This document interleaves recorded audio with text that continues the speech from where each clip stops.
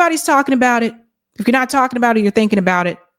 Or you were in one of those meltdown videos where you were one of the people screaming. I made a list about it. I came up with 10 reasons why Kamala Harris lost. 10 reasons. And I am going to get into it. Now, this is in no particular order. Everybody understand? No particular order. I got to say this again, just in case people be like, why'd you put that one first? No particular order.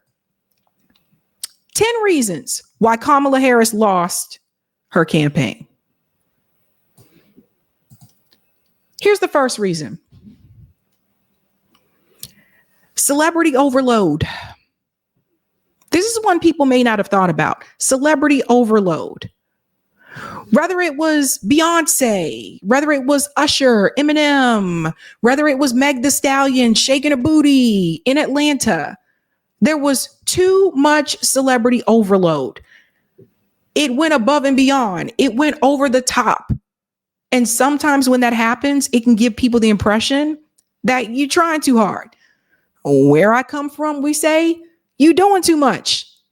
You're just doing too much. Feels like a distraction. In fact, I called this out on Twitter. Beyonce, Oprah, J-Lo, Bruce Springsteen, and Taylor Swift couldn't save Kamala. Looks like working class people aren't swayed by celebrity endorsements. Who would have thought? So you see, you just can't like this. Working class people don't care about this. People that are trying to pay the bills don't care about that. They don't care about you sitting down with Oprah and all these other celebrities. Actually, that's kind of a slap in their face to some of them because it's like, yeah, I can't relate to you. So I feel like the celebrity appearances and endorsements, I felt like it was too much. You don't need to have a celebrity at every freaking rally. That was too much. And yes, we do know that politicians will have a celebrity every now and then, but it was too much. It was all over the place. And it seemed like such a distraction from your campaign.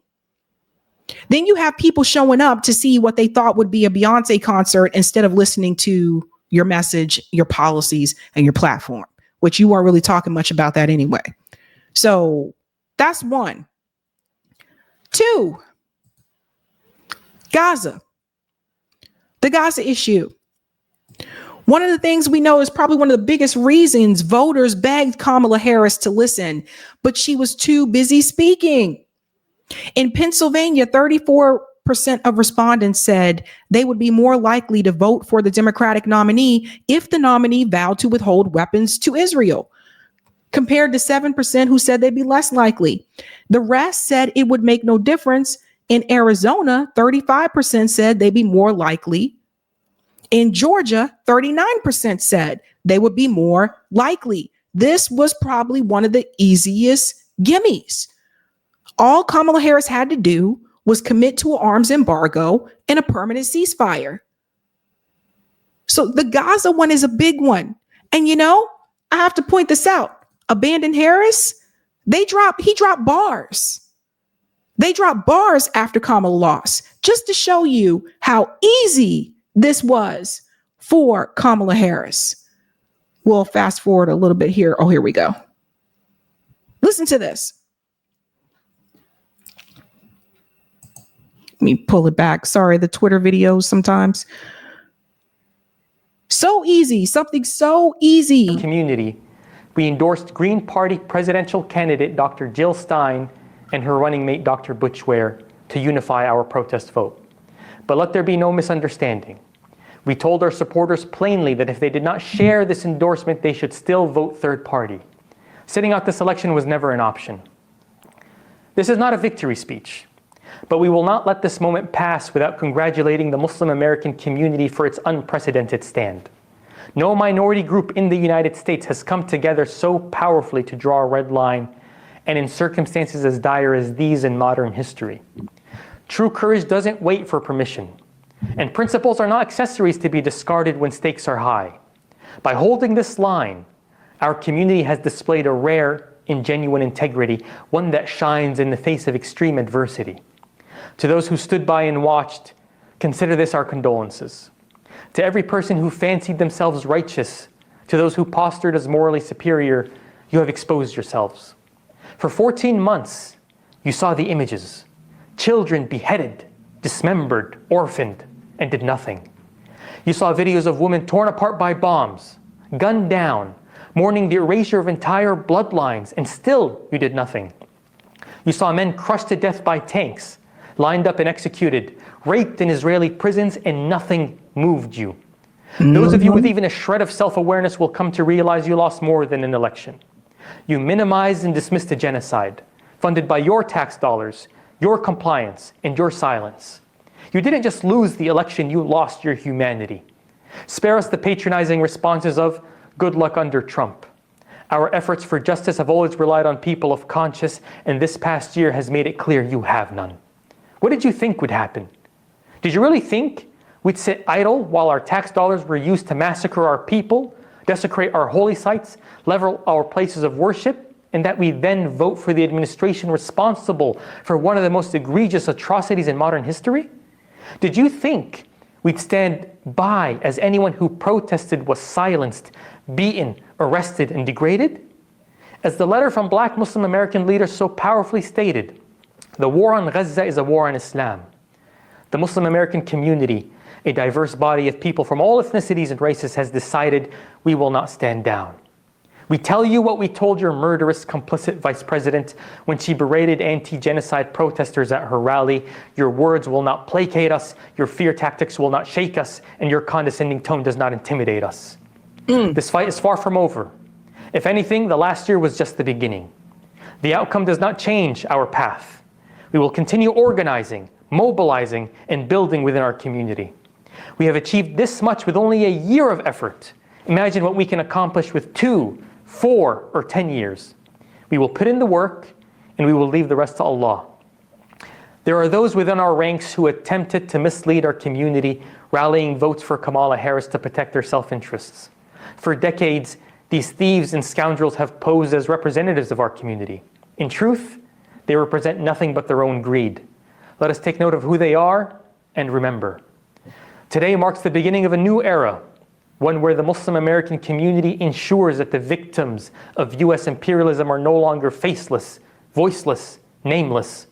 For the past 25 years, we were led to believe that staying quiet and keeping our heads down would keep us safe. The tragic attacks of 9/11 happened. We condemned it, yet we were not spared. The illegal invasion of Iraq happened.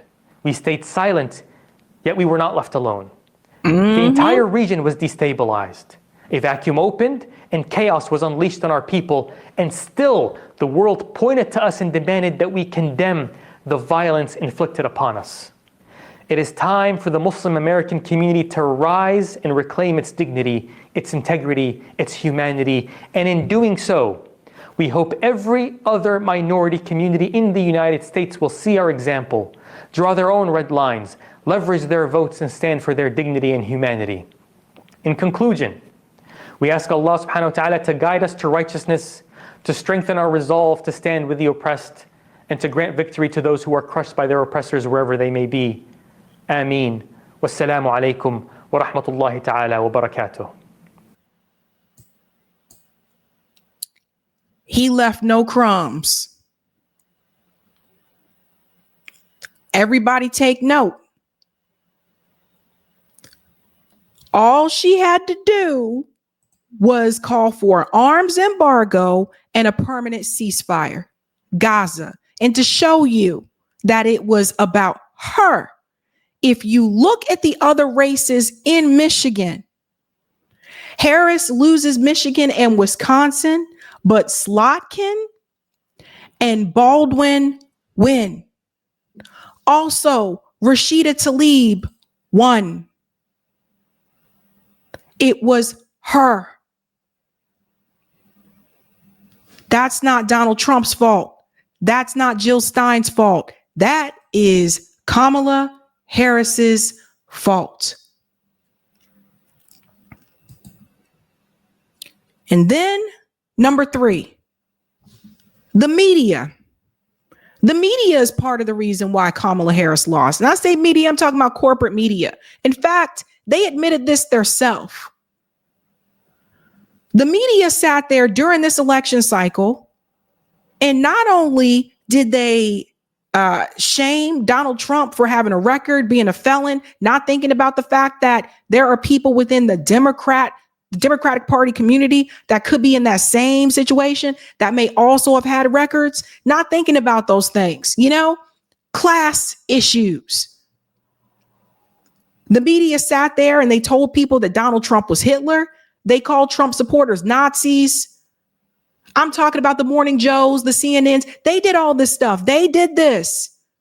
And then when Donald Trump was a shot at, then they were like, well, we don't want anybody to, we don't want anyone to lose their life or anything like that. When they stirred up a lot of the hate and a lot of the divisiveness themselves, the media did that.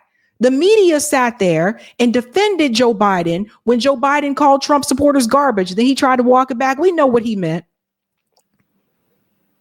The media constantly lied to the American people. It was the media who made you guys believe this woman was doing better than she was.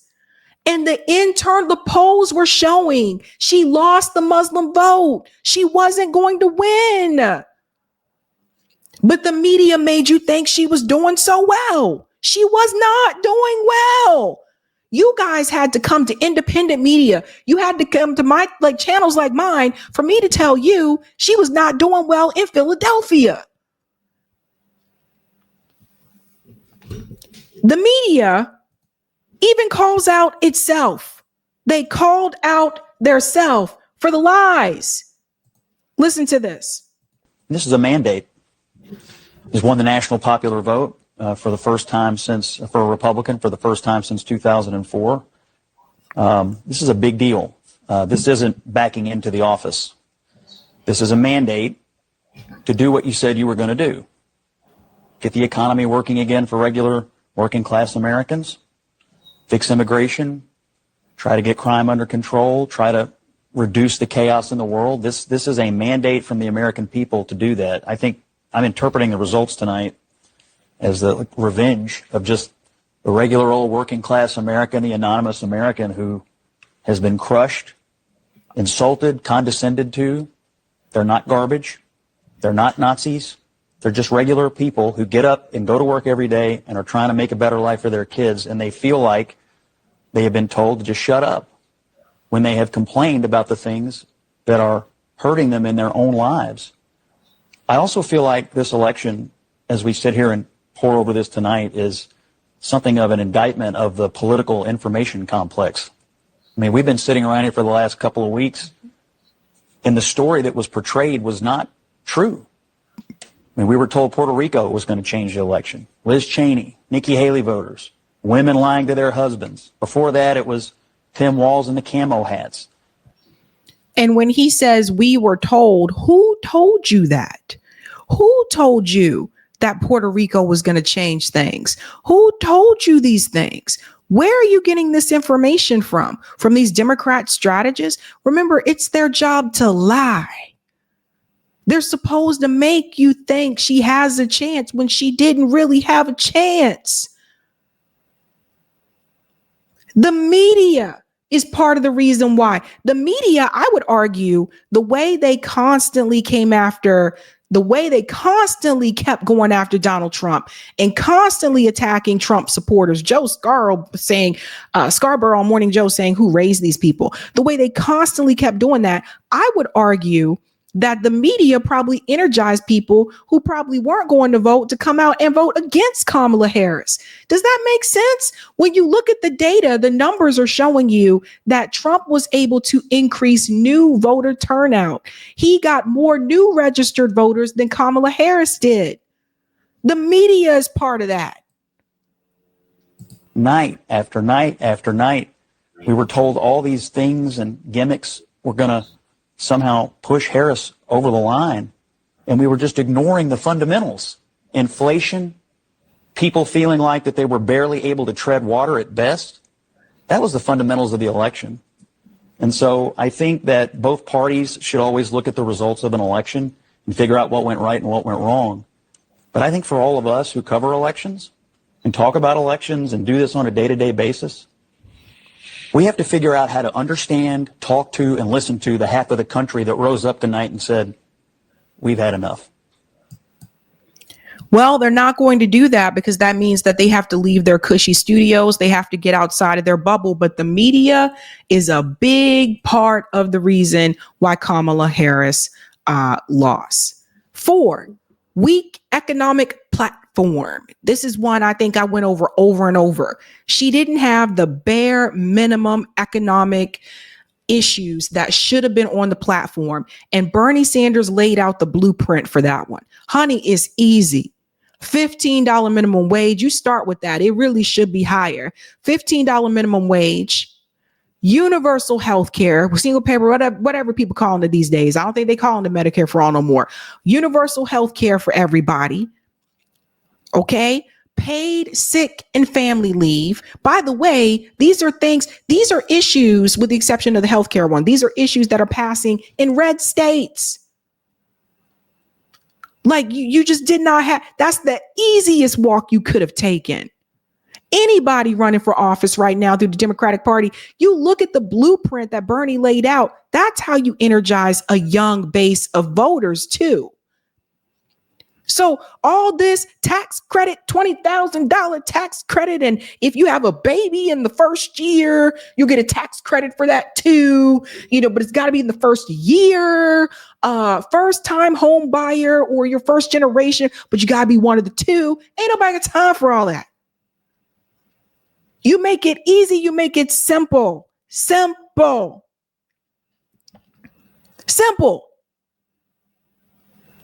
Lack of an economic platform, a strong economic platform. It's that freaking easy. Number one issue from voters that was polled was the economy. I cannot understand why you did not have that. That was a gimme. That's a gimme. Big one. Big, easy one. Now you see, that's why Bernie Sanders is calling it a disastrous campaign. Because I don't understand how you got this wrong. It doesn't matter how many celebrities you bring out on the stage with you. We have inflation. The grocery prices are high. The economy sucks. You guys have not had a good economy under the Biden-Harris administration. How do you have a weak economic platform? It's that simple. That was number 4.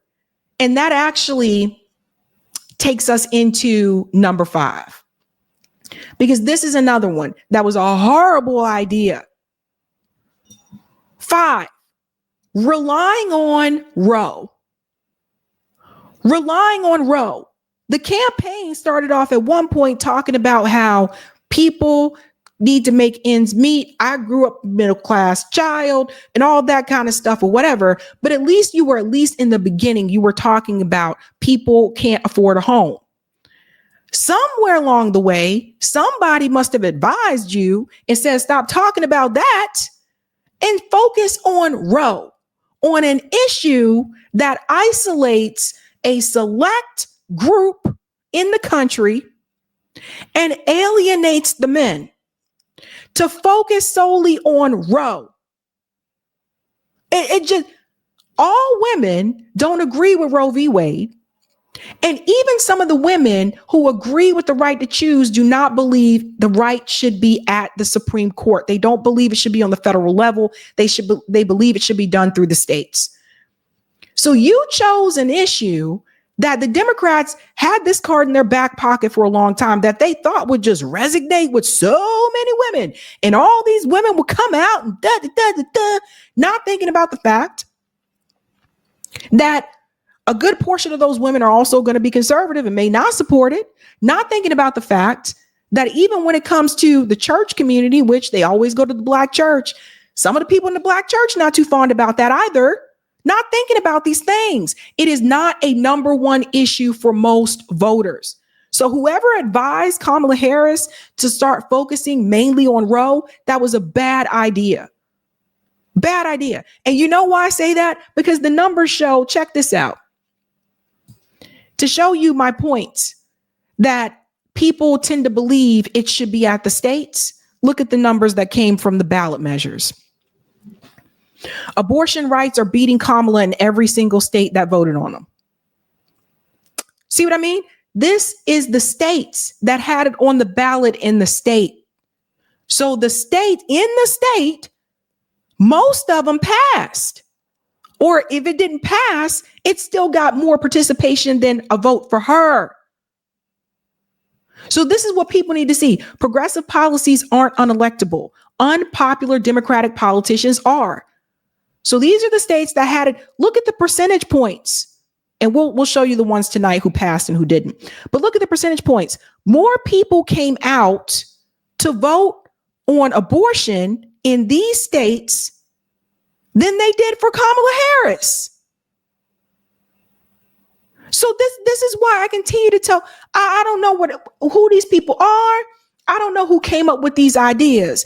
But the reality is, at the end of the day, you choosing to focus on that one single issue and thinking that that was going to drive all the women to come out and vote for you, that was a bad idea.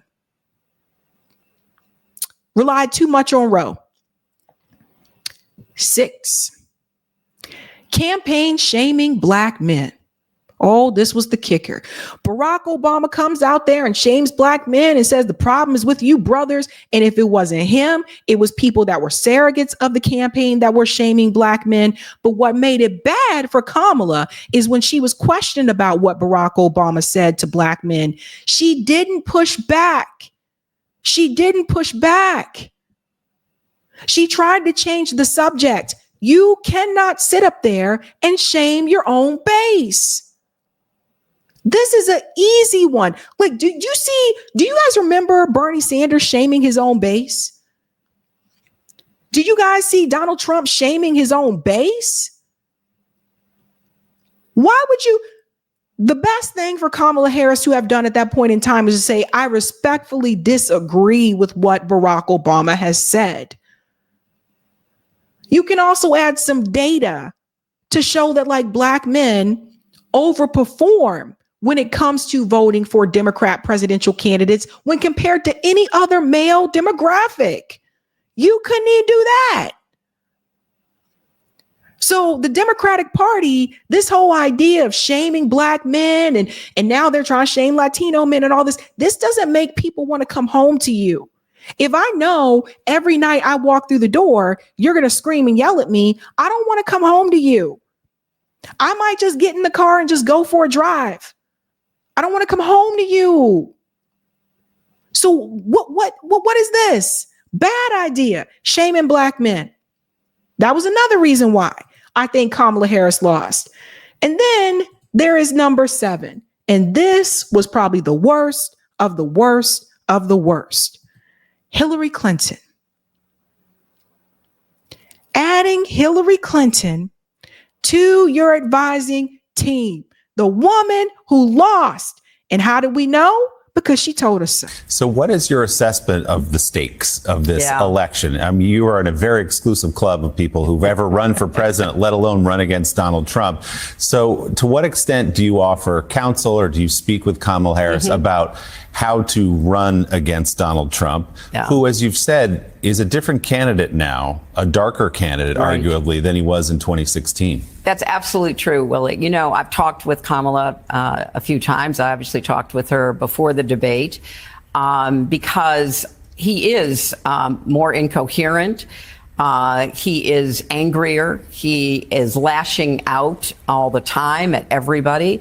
He's filled with grievance and rage.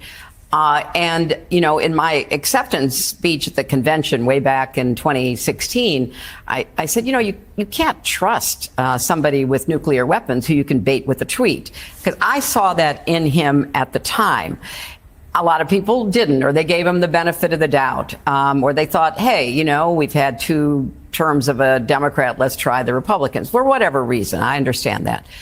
But now the stakes are even higher because he has a record. We have seen him try to abuse power. We have seen him try to overturn a legitimate, free, fair election.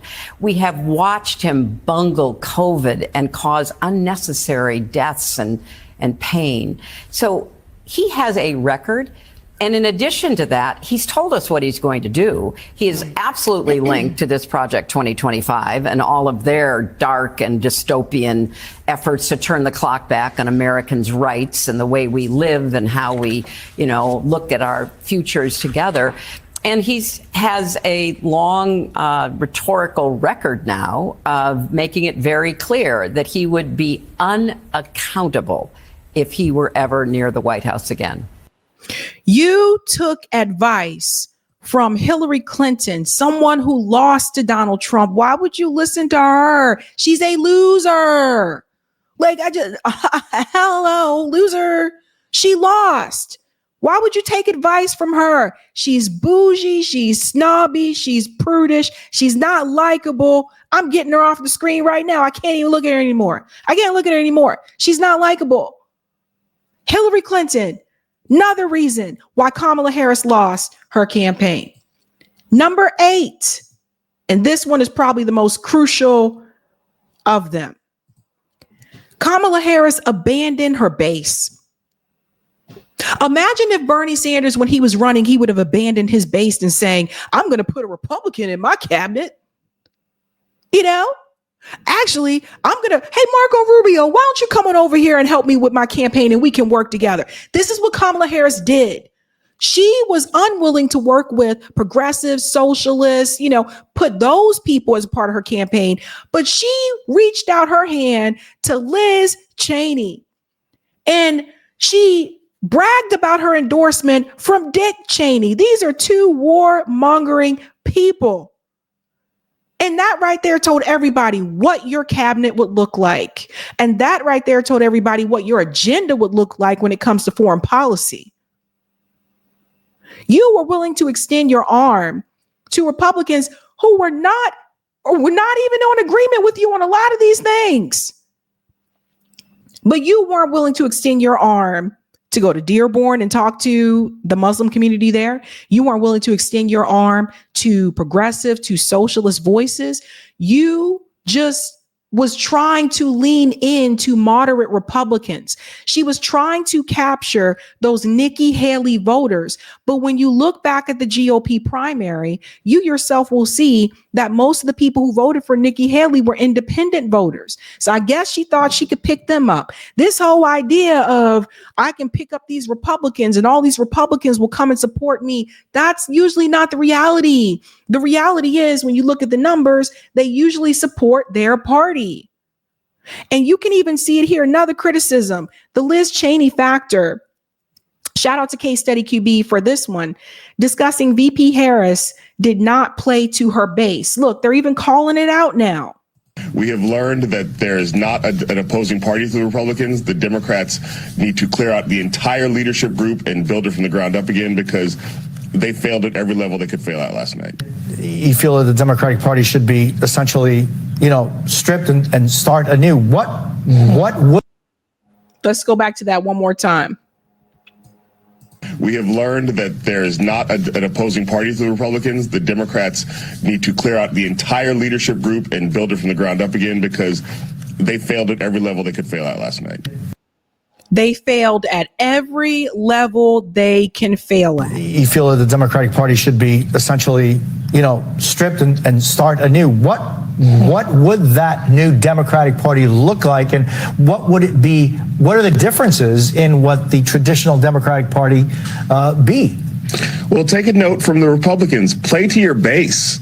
Kamala Harris did not play to her base in this election. And I say that as somebody who lives where Kamala Harris is from, Oakland, California. She did not play to the values that she grew up raised with here in Oakland, California, in Berkeley, California. The fact that she didn't do a rally here shows that she knew that. And she played, the fact that you picked two of the least popular Republicans to campaign with, Dick and Liz Cheney, shows that you're not playing to your base. And I respect Kamala Harris. It's got to be hard right now, but you have to play to your base. And the base of the party is young, it is progressive, it is left leaning, it cares about Gaza. And they, by not bringing a Palestinian on stage of the DNC, by talking about we want to have the most lethal fighting force in the country, these are not the base values of the Democratic Party. There will be an autopsy after all of this, I'm sure. Kamau Bell. You see it? Perfect statement there. She did not. She abandoned her base. One of the biggest mistakes I think that you can make. Again, Bernie never did this. Never abandoned his base when he was running for president. And we can talk about what happened after. But when he was running, did not abandon his base. The Democratic Party, this whole idea, you running this Hillary Clinton style campaign, this whole idea of let me try to lean into the right and appeal to the Republicans. I don't see Republican candidates doing that to Democrats. You don't see like people that run the Republican Party, like you didn't see Nikki Haley saying, let me lean into the Democrats. Donald Trump wasn't like, let me lean into the Democrats. Let me pick these Democrats and put them part of my team and have them in my cabinet, have them on my What I'm saying is this. The Democratic Party is always trying to lean to the right, and they're willing to do that because that's still status quo. Anything to get away from the left, the real left. And it's not a winning strategy. You got to be able to pick up those voters that supported Bernie Sanders that no longer support him or any of these other progressives anymore. And you're not going to pick those people up by running a Liz Cheney. Whoever came up with this idea, they should be fired. Period. I don't know whose bright idea that was. Let's get Liz Cheney on board. They should be fired. Okay? That was number 8. Number 9. The border. She was in charge of the border. She's the current vice president. That was her assignment. All this time that went by, she wasn't really going down to, she said she didn't go to the border, right? Now she runs for president and people ask her, what about the border situation? And she says, well, we had a bill, but Donald Trump called his buddies and said, cancel the bill. What does that have to do with everything that you were supposed to be doing before that bill went through Congress? You weren't doing anything. You told Lester Holt you hadn't been there. You weren't doing the job. She did not own the accountability and the responsibility for what happened at the border. This was the mistake about selecting someone and selecting anyone, period, but selecting someone that was a part of the current administration because you were part of the problem. She flips her border message to all of a sudden this ad that is like, I'm going to be hawkish on the border. I was tough on crime and border people and international criminals and all that. Yeah. Okay. Who are you now? You know, you were there all that time. You ain't do nothing with the border. Now we're supposed to believe that you spent all this time as AG cracking down on the border. Okay, then why weren't you doing it when you were in office? Not a good look. That was the border, number 9. And number 10, which was the easiest one of all. Kamala Harris never distanced herself from Joe Biden. You had one job. All you had to do was separate yourself from Joe Biden, and you couldn't do it. She couldn't do it. She went on to The View. Is there anything that Joe Biden has done that you would do differently? No. Blew it. Blew it. What do you mean? No.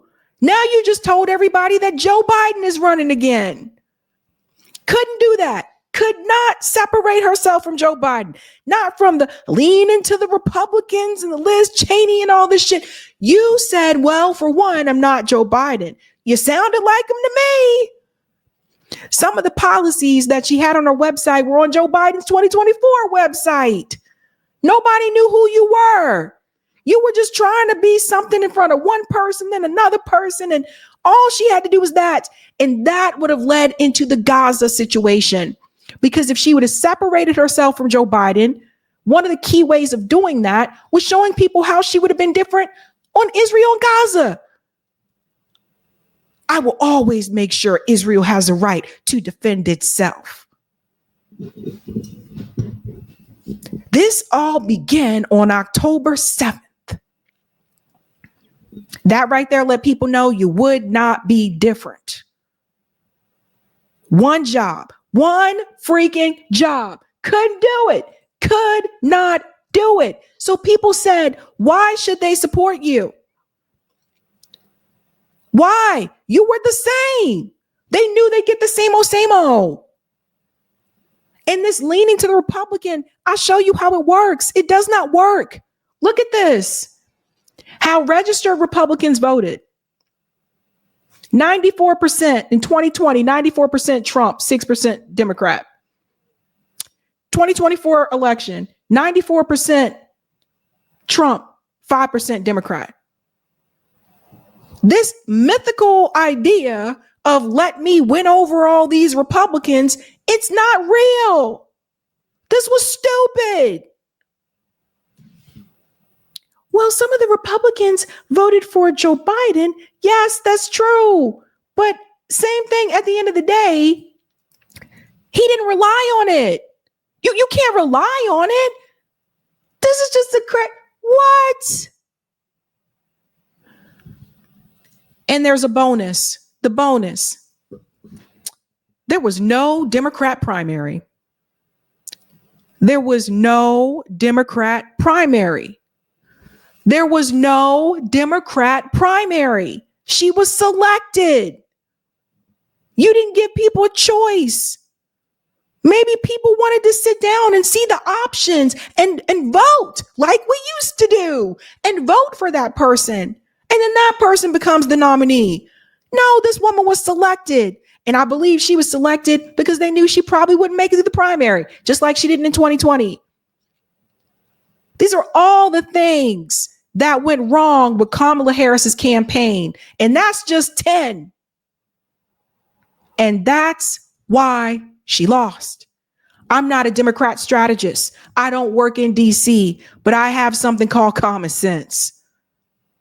And if I can figure this shit out, you guys in DC can figure it out too. What a mess. Hey guys, this was a Sabby clip. If you like what you saw, hit that like button and subscribe.